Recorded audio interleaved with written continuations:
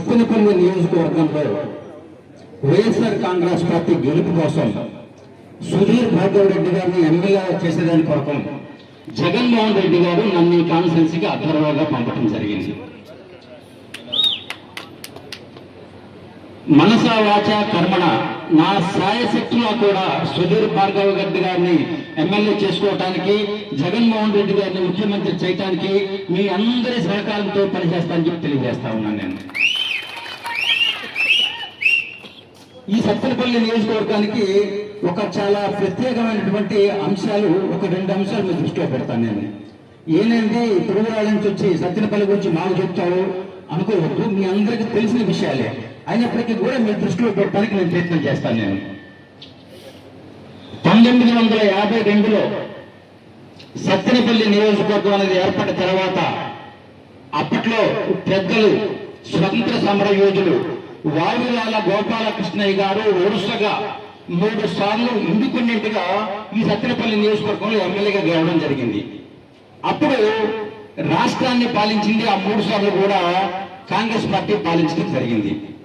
ఆ తర్వాత ఇప్పటి వరకు జరిగిన ప్రతి ఎన్నికలో కూడా ఈ సత్తెనపల్లి నియోజకవర్గంలో ఏ పార్టీ అభ్యర్థి అయితే ఎమ్మెల్యేగా గెలుస్తాడో ఆ పార్టీ మాత్రమే రాష్ట్రంలో అధికారాన్ని చేపడతా వస్తా ఉంది. అంటే అర్థం ఏంటంటే రాష్ట్ర ప్రజానికానికి సంబంధించిన నాడి మొత్తం కూడా ఈ సత్తెనపల్లిలో ఉందని చెప్తా ఉన్నాను నేను. ఫర్ ఎగ్జాంపుల్, సర్వేలు చేస్తా ఉంటారు దేశం మొత్తం, రాష్ట్రం మొత్తం ఎవరు గెలుస్తారు, ఏం చేస్తారని.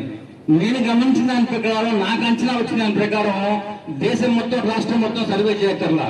ఈ రాష్ట్రంలో ఎవరు గెలుస్తారు, ఎవరు గెలవరో చెప్పాలంటే సత్తెనపల్లి నియోజకవర్గ ప్రజల్ని సమగ్రంగా సర్వే చేస్తే రిజల్ట్ వచ్చేస్తుందని చెప్తా ఉన్నాను నేను. పోతే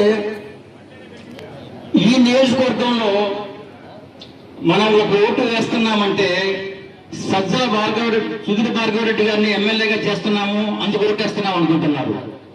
కానీ ఈ ఓటు జగన్మోహన్ రెడ్డి గారు ముఖ్యమంత్రి కావడానికి ఓటేస్తున్నారని గుర్తుపెట్టుకోండి.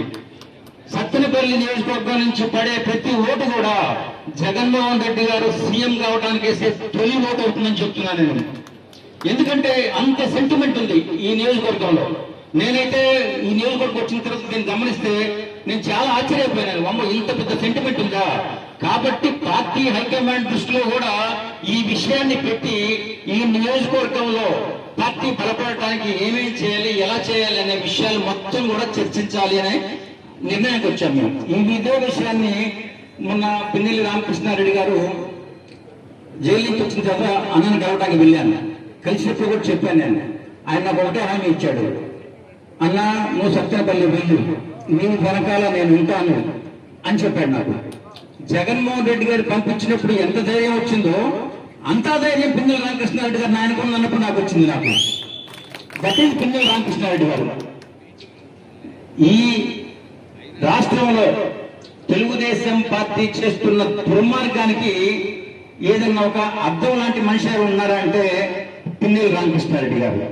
ఎందుకంటే తెలుగుదేశం పార్టీలో ఉన్న 2 గ్రూపులు వాళ్ళు కొట్టుకొని చంపుకోవటం ఏంటి, దాన్ని తీసుకొచ్చి పిన్నెల్లి రామకృష్ణారెడ్డి గారి మీద హత్య కేసు పెట్టడం ఏంటి.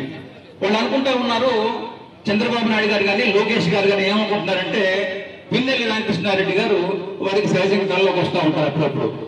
అమ్మో ఏంటి ఎట్లా అని ఈయన భయపెట్టాలా? భయపెట్టాలంటే ఏం చేయాలా? తప్పుడు కేసు పెట్టి పోలీస్ స్టేషన్లో పెట్టాలా, తర్వాత జైలుకు పంపాలా. అదే పని చేశారు వాళ్ళు. మరి ఈయనేమో సుళ్ళు నవ్వుకుంటా సత్తెనపల్లి వచ్చి కూర్చున్నాడేమో. అటువంటి పరిస్థితుల్లో ఈ నియోజకవర్గంలో మనం అందరం కలిసి పనిచేయడం ద్వారా సుధీర్ భార్గవ్ రెడ్డి గారిని ఎమ్మెల్యేగా చేసుకుందాం. అలాగే జగన్మోహన్ రెడ్డి గారు